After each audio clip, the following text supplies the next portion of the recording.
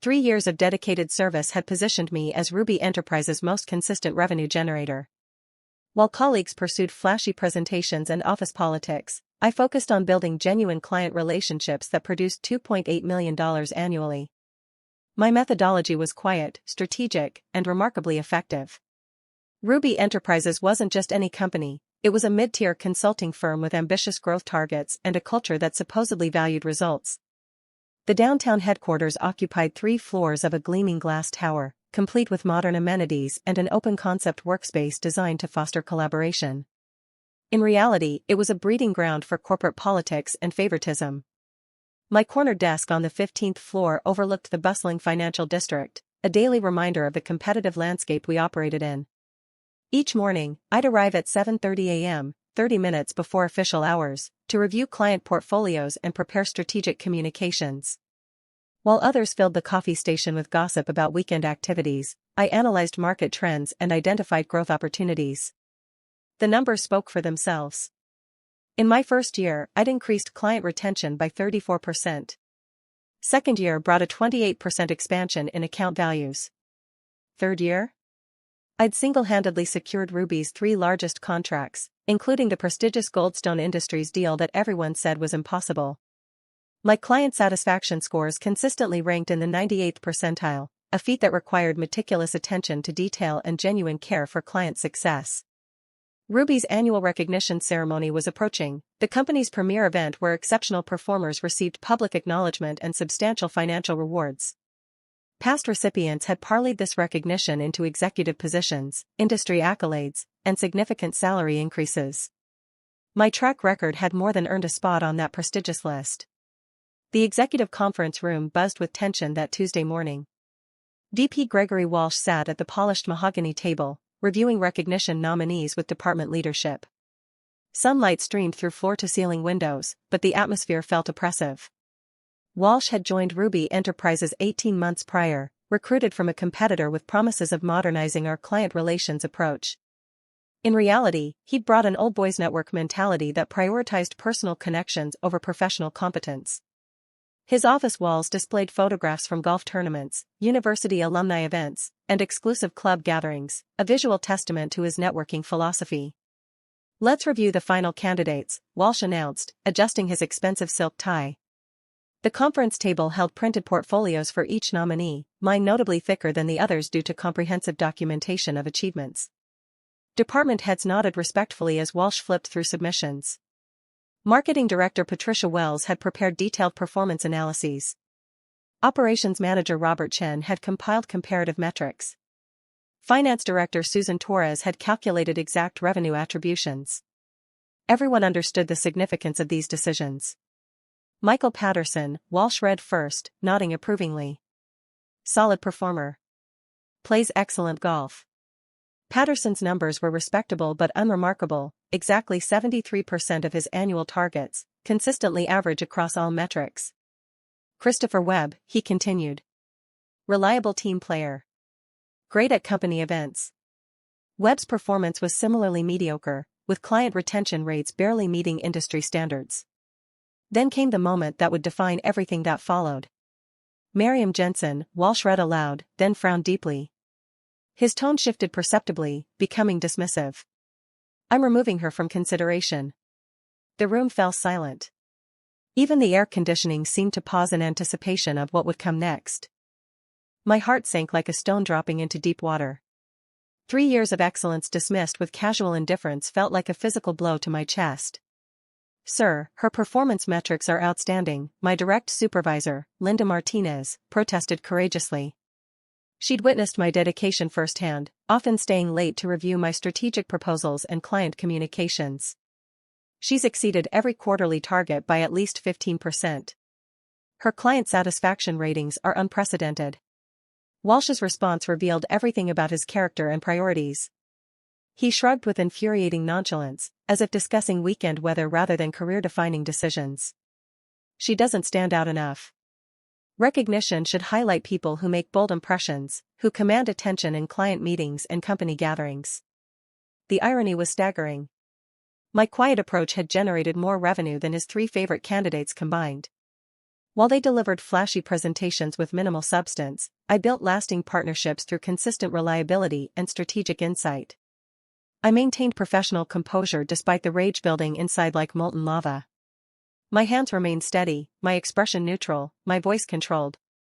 Without a word, I collected my leather portfolio and notepad, stood with dignity intact, and walked toward the conference room door. "Miriam," Linda called softly, concern evident in her voice. I paused at the threshold, turned slightly, and met Walsh's eyes directly. "Understood," I said simply, then left that meeting with my head held high, though my mind was already formulating plans that would reshape everything. Later that day, disturbing revelations emerged during casual conversations around the office. The truth about Walsh's decision-making process painted a picture of systematic corruption disguised as corporate leadership. During lunch at the sandwich shop across from our building, Linda pulled me aside with obvious frustration. "I can't believe what happened in there," she said, keeping her voice low as we sat at a corner table. "You deserved that recognition more than anyone." But the real revelation came from an unexpected source. Jamie Rodriguez, Walsh's executive assistant, had overheard phone conversations that exposed the true nature of his selection process. Jamie approached me near the elevator bank, clearly conflicted about sharing confidential information. "I probably shouldn't say this," Jamie whispered, glancing around nervously, "but I heard Walsh on a call with his golf buddy yesterday. He was laughing about how he'd already promised recognition spots to 3 guys from his country club. Said it was about building strategic relationships for future business development." The betrayal stung beyond professional disappointment. This represented systematic favoritism masquerading as merit-based evaluation. Walsh had constructed his private empire within Ruby, rewarding personal loyalty over measurable results. Further investigation revealed the extent of his networking priorities. Patterson belonged to Walsh's exclusive golf club, where membership fees exceeded $50,000 annually. Webb had attended the same prestigious university, sharing fraternity connections that dated back 2 decades. The third recipient, Alex Morrison, was married to Walsh's wife's college roommate, a connection that had nothing to do with professional competence. "It's always been about connections here," Patricia Wells confided during our afternoon coffee break, her voice filled with resignation. "Walsh only promotes people who stroke his ego and expand his social circle. Performance metrics are just window dressing for his personal agenda." The pattern became clear through office conversations and overheard phone calls. Walsh's recognition recipients shared common characteristics: country club memberships, elite university degrees, expensive hobbies, and social connections that extended beyond Ruby's corporate walls. Meanwhile, actual top performers, myself, several hardworking analysts, and dedicated project managers, were systematically overlooked. But Walsh had committed a fatal error in judgment. He assumed my value depended on his validation, that my professional worth was tied to Ruby's internal recognition systems. He was about to discover how catastrophically wrong that assumption was. That weekend, while Walsh probably enjoyed 18 holes with his country club cronies, I initiated strategic outreach to my professional network. These weren't revenge calls, they were opportunity conversations. My client relationships transcended mere business transactions, they were partnerships built on mutual respect, consistent delivery, and genuine problem-solving. Saturday morning, I called Catherine Morrison, CEO of Pinnacle Solutions. We'd worked together for 2 years, transforming her struggling consulting division into a profitable growth engine. Our conversations always felt more like strategic partnerships than vendor relationships. "Miriam." Catherine's voice brightened immediately. "Perfect timing. I was just reviewing our Q4 projections, and I keep thinking about that brilliant market analysis you prepared last month. Your insights about emerging technology trends were absolutely spot on." We discussed her expansion plans for 30 minutes. Catherine mentioned challenges with her current service providers, companies that delivered flashy presentations but lacked substance. "I need someone who understands our business from the ground up," she explained. "Someone who delivers results, not just promises." Sunday brought an interesting call with Robert Chen from Zenith Corporation. Our relationship had developed over 18 months of collaborative problem-solving. Where other consultants offered generic solutions, I'd invested time understanding Zenith's unique organizational culture and market position. "I've been meaning to reach out," Robert said. "Our board keeps asking about that strategic framework you developed. We're considering a major restructuring initiative, and your approach would be perfect for guiding that transition." Monday brought unexpected developments that would accelerate everything. Catherine Morrison contacted Walsh directly, bypassing normal communication channels to specifically request my involvement in their upcoming $500,000 expansion project. "I need Miriam Jensen handling this personally," Catherine told Walsh, according to Jamie's later account. "She's the only consultant who truly understands our business model and growth trajectory." Walsh was reportedly flustered by the call, unprepared for clients making specific personnel requests. In his networking-focused worldview, consultants were interchangeable resources rather than individuals with unique expertise and relationship capital. Tuesday delivered another surprise that shook Ruby's executive leadership. Zenith Corporation's president, William Foster, personally contacted Ruby's CEO with unprecedented praise for my strategic capabilities. "Miriam Jensen represents everything we value in a consulting partner," Foster wrote in his email, which was forwarded throughout Ruby's leadership team. "Her exceptional strategic vision, reliability, and deep understanding of our industry make her irreplaceable for our upcoming initiatives." The email continued with specific examples of my contributions: market analyses that had saved Zenith $2.3 million in potential losses, strategic recommendations that increased their market share by 12%, and crisis management that had preserved a critical partnership during turbulent negotiations. Wednesday became the catalyst for everything that followed, the day that transformed individual client appreciation into industry-wide recognition. Everything changed when Ruby's CEO, Harold Blackstone, received an unexpected call from Meridian Financial Group, one of the region's most respected investment firms with assets under management exceeding $8 billion. The call came directly to Blackstone's private line, bypassing all normal communication channels. Meridian's senior partner, Victoria Sterling, had obtained his contact information through mutual connections in the financial services industry. "Harold," Sterling began, her tone both professional and urgent, "I'm calling about one of your people. Miriam Jensen." Blackstone was reportedly caught off guard. According to his executive assistant, he'd never heard Sterling use such direct communication for personnel matters. Meridian Financial Group was known for their discretion and formal protocols. "Through industry referrals and client feedback, we've learned about Ms. Jensen's exceptional capabilities in strategic client relations," Sterling continued. "Her reputation for delivering results and building lasting partnerships has reached our attention at the highest levels." The conversation that followed would reshape Ruby's understanding of my actual market value. Sterling detailed specific examples of my work that had impressed Meridian's clients and partners. The Goldstone Industries transformation, which I'd managed quietly without internal fanfare, had become a case study discussed in industry conferences. My innovative approach to crisis management during the Zenith Corporation restructuring had been referenced in financial publications. "We'd like to discuss a senior client relations position with Ms. Jensen," Sterling explained. The compensation package would reflect her proven ability to generate significant value for high-net-worth clients. The numbers Sterling mentioned reportedly made Blackstone's coffee cup rattle against its saucer. "Triple my current salary plus performance bonuses that could double total compensation. Equity participation in Meridian's growth. Comprehensive benefits including executive development programs typically reserved for C-suite personnel." But the real shock came with Sterling's timeline expectations. "We understand Ms. Jensen may have contractual obligations," she said, "but we're prepared to expedite our recruitment process. Talent of her caliber doesn't remain available long in today's market." News of this conversation spread through Ruby's corporate hierarchy like wildfire, passed along through executive assistants, department heads, and administrative staff who processed confidential communications. Suddenly, the unremarkable Miriam Jensen, the woman who didn't stand out enough, had become the most coveted professional talent in the building. By Thursday morning, 3 additional consulting firms had contacted Ruby's executive team with similar inquiries. Word of my availability had somehow leaked into industry networks, creating a competitive recruitment situation that Blackstone had never experienced with any employee. Thursday afternoon at 3:47 p.m., my desk phone rang with unusual urgency. Jamie's voice carried barely controlled panic. "Miriam, Walsh needs you in his office immediately. He's been pacing for 20 minutes, and he looks terrible." I finished reviewing a client proposal, closed my laptop with deliberate calm, and walked the 40 steps to Walsh's corner office. The journey felt symbolic, each step representing another moment of professional dignity maintained despite his earlier dismissal. Walsh's office door stood open, revealing a scene of barely controlled chaos. His usually immaculate desk was cluttered with printed emails, phone message slips, and what appeared to be hastily scribbled notes. His expensive suit jacket hung crookedly on its hook, his silk tie loosened, perspiration visible despite optimal air conditioning.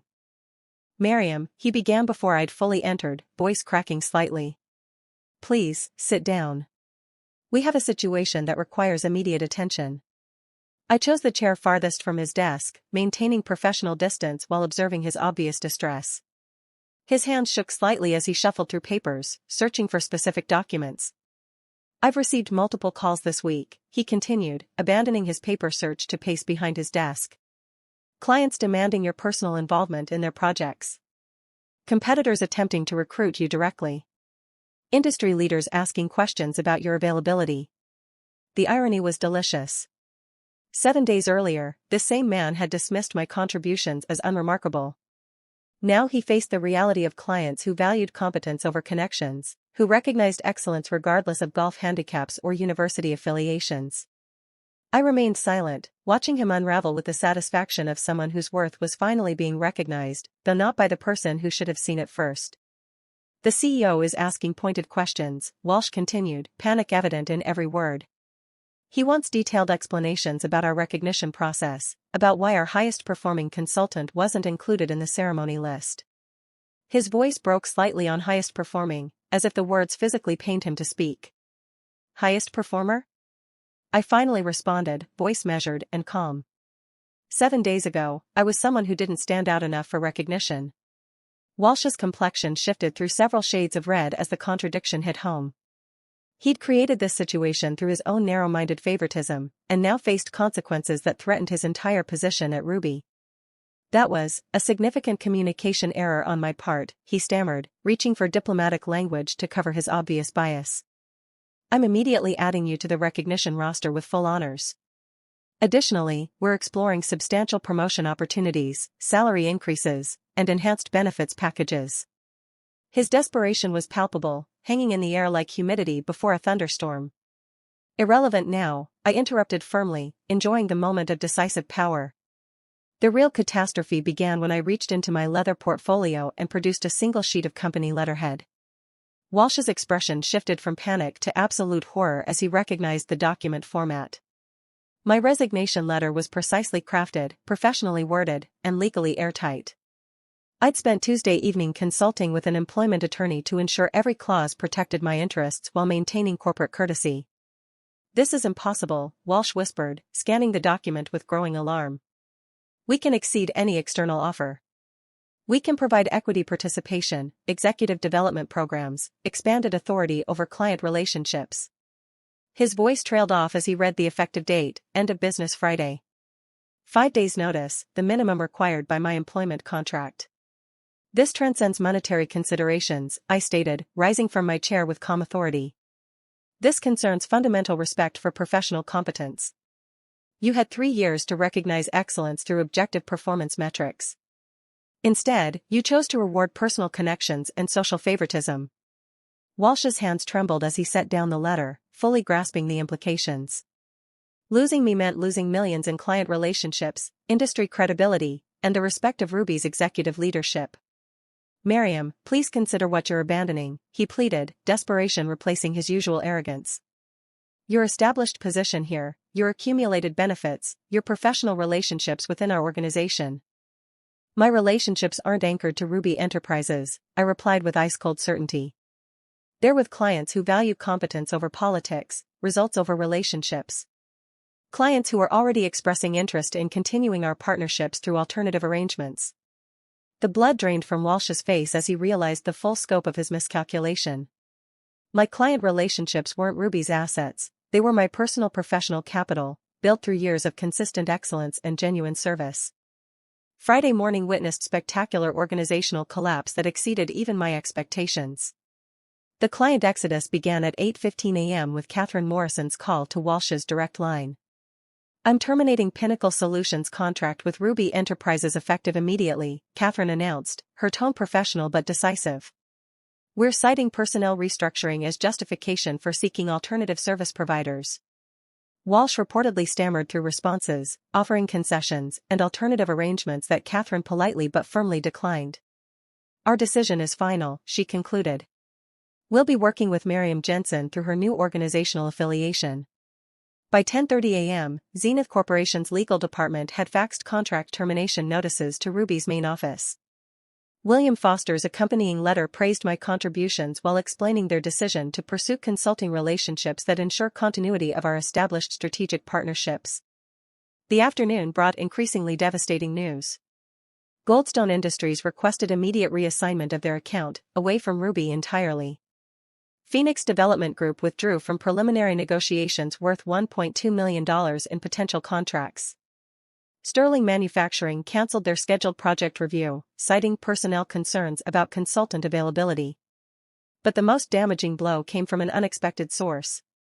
Meridian Financial Group's Victoria Sterling called Blackstone directly with an offer that shook Ruby's foundation. We're prepared to establish an exclusive consulting arrangement with Ms. Jensen, Sterling explained, which would include taking over Ruby's current client relationships at significantly improved terms for all parties involved. This wasn't simple employee recruitment, it was potential business acquisition disguised as personnel transition. Meridian had the resources to purchase client contracts, hire support staff, and recreate Ruby's entire operation with me as the cornerstone. Walsh's carefully cultivated network of mediocrity couldn't manage the client exodus or competitive threats. His recognition recipients, Patterson, Webb, and Morrison, watched helplessly as millions in contracted revenue vanished alongside my departure. Their country club connections and fraternity networks proved worthless when clients demanded actual results. The CEO convened an emergency leadership meeting for 4 p.m. Friday. According to multiple sources, Walsh stumbled through explanations while department heads questioned his fundamental competence as a leader. How did we overlook our most valuable asset? Blackstone demanded, his voice carrying barely controlled fury. How did personal bias supersede objective performance data in our recognition process? Finance Director Torres presented devastating numbers. My departure would cost Ruby approximately $3.8 million in immediate contract losses, plus unknown amounts in reputation damage and competitive positioning. Marketing Director Wells explained how industry publications were already reporting the talent acquisition as a significant market shift. By 6 p.m., Walsh's position at Ruby Enterprises had become untenable. The board of directors scheduled an emergency review of his performance and decision-making processes. His networking approach to business development had not only failed, it had created the company's worst talent-related crisis in 15 years. 7 days after his initial dismissal of my worth, Walsh burst into my office at 4:23 p.m. Friday, his professional composure entirely shattered. Gone was the arrogant executive who had casually dismissed 3 years of excellence. In his place stood a desperate man facing the collapse of everything he'd built through favoritism and politics. "Why is everyone congratulating you instead?" he demanded, his voice cracking with barely controlled panic. I glanced up from organizing my final belongings, taking a moment to savor the complete reversal of our positions. My desk, once cluttered with client files and strategic projects, now held only personal items and transition documents. Industry publications had announced my new executive position that morning. The headlines were flattering: rising star joins Meridian Financial Group, strategic consultant makes high-profile career move, and talent acquisition signals major market shift. Professional social media platforms overflowed with congratulatory messages from colleagues, clients, and competitors who recognized authentic talent when they encountered it. "Because they comprehend something you never grasped," I replied with calm certainty, closing the final box of my personal effects. True distinction isn't about creating noise or commanding attention in meetings. It's about creating measurable impact through consistent excellence. Walsh's face cycled through expressions of disbelief, anger, and final acceptance. The recognition ceremony he'd denied me had become irrelevant. The industry was providing recognition far beyond anything Ruby could offer. "I made a mistake," he whispered, the admission coming too late to matter. "You made several mistakes," I corrected, standing to face him directly. "You mistook visibility for value, politics for performance, and personal preference for professional judgment. But your biggest mistake was assuming that excellence requires external validation to maintain its worth." As I walked past him toward the elevator, carrying the last box of my corporate career at Ruby Enterprises, Walsh called out one final, desperate question. "What will it take for you to reconsider?" I paused at the doorway, considering my response carefully. "Nothing," I said simply. Some bridges, once burned, can never be rebuilt. Some trust, once broken, can never be repaired. 8 months after my departure, Ruby Enterprises underwent complete departmental restructuring. Walsh's position was eliminated entirely, his networking approach to business development officially abandoned. New leadership implemented objective, performance-based evaluation systems that prioritized measurable results over personal connections. The company learned an expensive lesson about distinguishing between recognizing performers and actually performing. Their new recognition criteria focused on client satisfaction ratings, revenue generation, strategic innovation, and measurable business impact, the metrics that should have guided decisions from the beginning. Several colleagues reached out to share updates about Ruby's transformation. Linda Martinez was promoted to department head, implementing evaluation processes that valued substance over style. Patricia Wells led the development of new client relationship protocols based on competence rather than connections. The company culture gradually shifted away from the old boys network that Walsh had fostered. As for my trajectory at Meridian Financial Group, the transition exceeded even my optimistic expectations.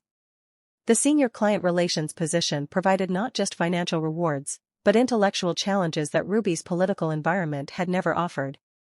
Working with sophisticated investors and complex financial strategies utilized capabilities that Walsh had never recognized or valued. Within 6 months, I generated $12 million in new client relationships for Meridian, validating their investment in my recruitment. The equity participation component of my compensation package provided long-term financial security that Ruby's recognition ceremony could never have delivered. More importantly, I worked in an environment where excellence was expected, measured, and rewarded without political considerations. The industry recognition that followed my success at Meridian opened doors to speaking opportunities, advisory positions, and consulting offers that established my reputation far beyond any single employer. True professional recognition, I discovered, comes not from internal ceremonies but from external validation by peers, clients, and competitors who understand genuine expertise.